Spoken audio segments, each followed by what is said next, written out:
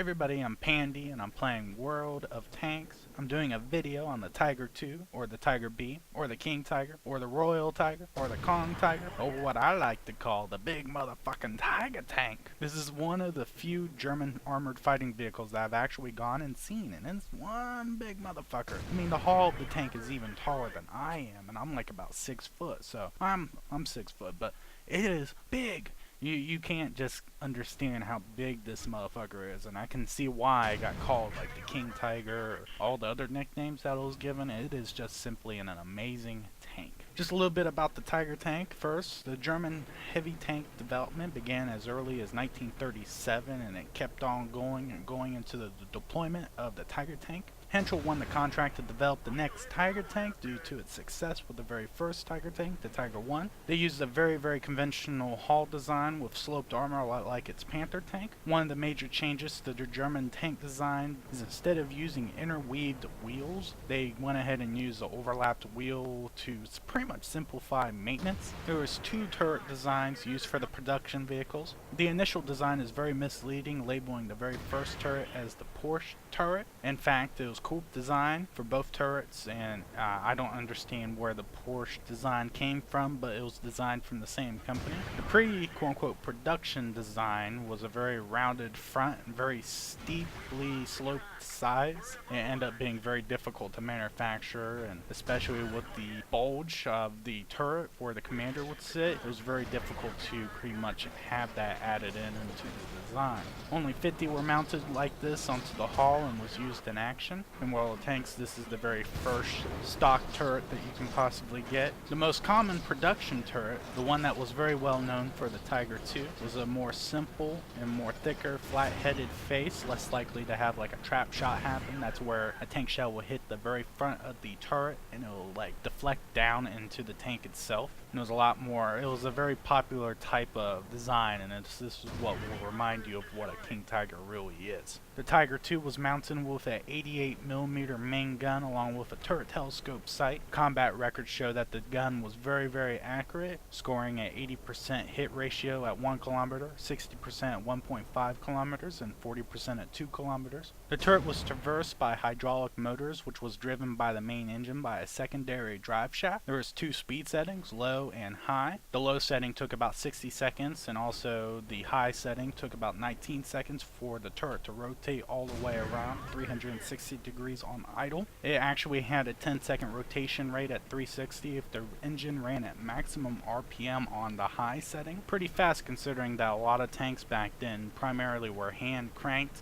maybe minus the American Sherman tanks, the late war versions, but it was very rare for a tank to have hydraulic rotation. The production of the Tiger II never actually reached 100% capacity. Production centers were constantly disrupted by Allied bombing, especially on a regular basis, and only a total of 5 raids between September 22nd and October 7th destroyed the majority of the floor area at the Henschel plant. This caused a possible loss in production of some 657 Tiger IIs, and when I mean the loss of a possible 657 was the chances of them being completed by the end of the war if there was no disruption. Only a total of 492 Tiger IIs were produced, and there is actually more Tiger II survivors, like more tanks that survived the war, than there is Tiger tanks. This just pretty much gives it a very mystical like creation that they put like right out there. It just made a huge difference in regards to tank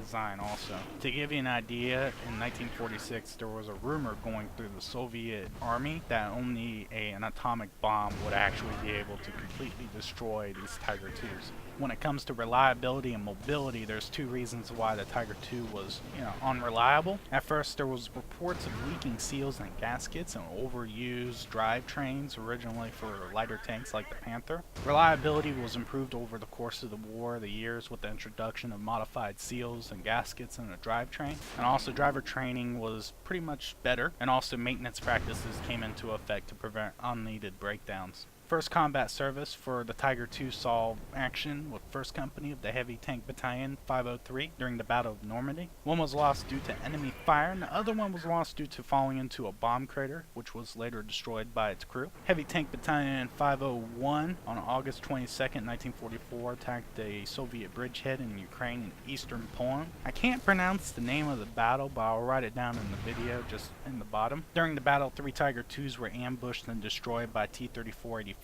These tanks suffered ammo explosions, which caused a new policy that the main gun ammunition was no longer to be stowed in the turret. This limited the amount of shells that the Tiger II can have down to 63. In October 1944, Tiger IIs from Heavy Tank Battalion 503 played a critical role in Operation Panzerfaust. This is when they went ahead and invaded Hungary and occupied the capital of Budapest, which ensured the country staying in the Axis side of the war to the end of the war. The 503 remained in Hungary for 4 months, which accounted for 121 Soviet tank kills, 244 anti-tank and artillery pieces destroyed, 5 aircraft, which is amazing, in a single train.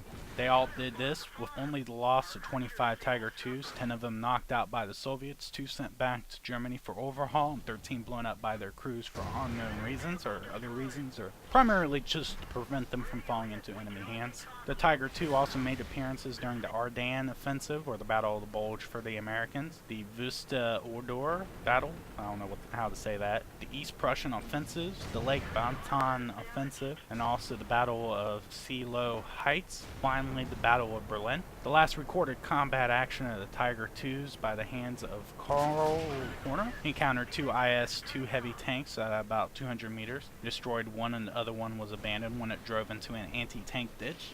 On the way to Strasbourg, Korner observed 11 more IS-2s, and in around 120 to 150 T-34s getting refueled and rearmed. When he fired and destroyed all 11 IS-2s, he started attacking the large number of sitting tanks. He only had 39 total rounds in his tank at the time, and he left the area knocking out a recorded 39 tanks. For his actions, he ended up being one of the last members of the German military to be rewarded a Knight's Cross. Korner returned to his unit in Berlin, and on May 2nd, being one of the last King Tigers in Heavy Tank Battalion 503, he and his unit and whoever else was around, attempted to do a breakout on the Spandau Bridge. It's actually not really known what happened during that breakout, but it's assumed that he was killed in action when they attempted to make a breakthrough.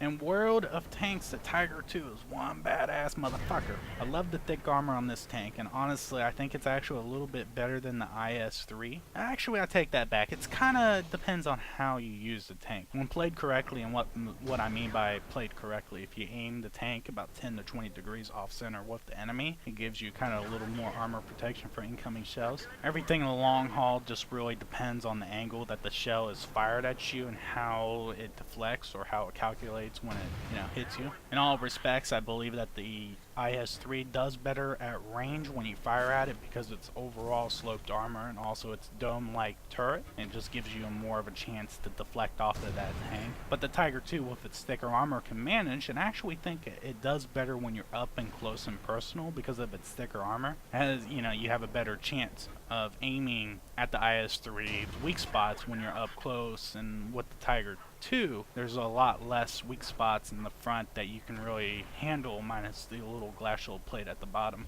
in between its tracks. I would say the two are even within their own respects on how they're used. Now the Tiger II's 105mm main gun does pretty well against any other tanks out in the field battle, up and including tier 10 tanks. It doesn't seem like the 105 has as much power as the IS-3's 122mm, but it does feel like you put out more damage than the IS-3. It does load a hell lot faster, so it does make sense that you're more capable of doing more damage, and also the side effect of being able to target and engage more targets at any given time. You simply put more rounds out than your Russian counterpart. In my humble opinion, it is better than the IS-3's upgraded 122mm.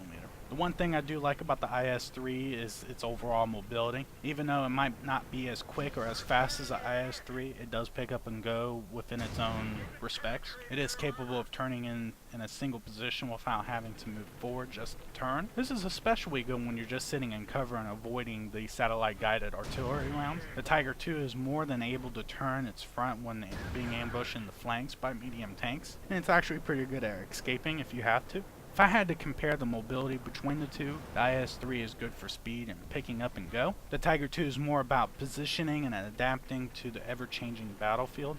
In the video that I did for the IS-3, I did state that the IS-3 was overall better than the Tiger II. I ain't exactly going to take that back, but I'm going to modify the statement. The IS-3 serves within its own role and is focused on speed and firepower to achieve its objectives, while the Tiger II is a more overall balanced tank with all respects of tank design. This is armor, firepower, and mobility, all into one good solid package. Depending on your style of play, you just play them differently. The IS-3 is more suited for brawling and flanking and breaking a hole into the enemy line instead of duking it out, while the Tiger II was more of a main battle tank concept where it has a good speed, has good enough speed to be the correct term. It can turn well, has decent firepower and good armor, all into one package. It's very good for sniping, brawling, standing off, just overall general assaults. If I had to pick one to go into battle, honestly that would be a little difficult because of my medium tank bias. However, I'll more than likely take the Tiger II because it's a more balanced tank out of the two.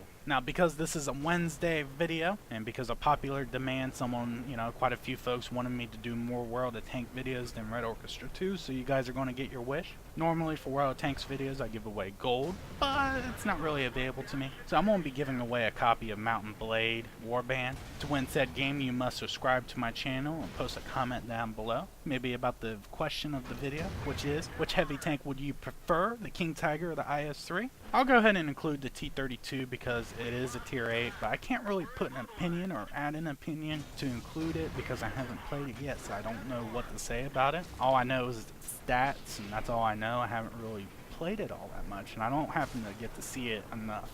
So that's all I got. Hopefully you guys like this. Hopefully this is a good balanced view on the King Tiger. King Tiger is good. IS-3 is good. I'm not going to play that war again between the two because I played them both and I'm convinced that they're both good and within their own adaptability, how you use them, your style of play. My style is more about speed and mobility, but at the same time, I would like a good solid package of a tank in one spot. So that's me. I don't know about you guys. This is it. I'm good. You guys alright? Alright, cool. I'm Pandy. You guys take it easy, and good hunting.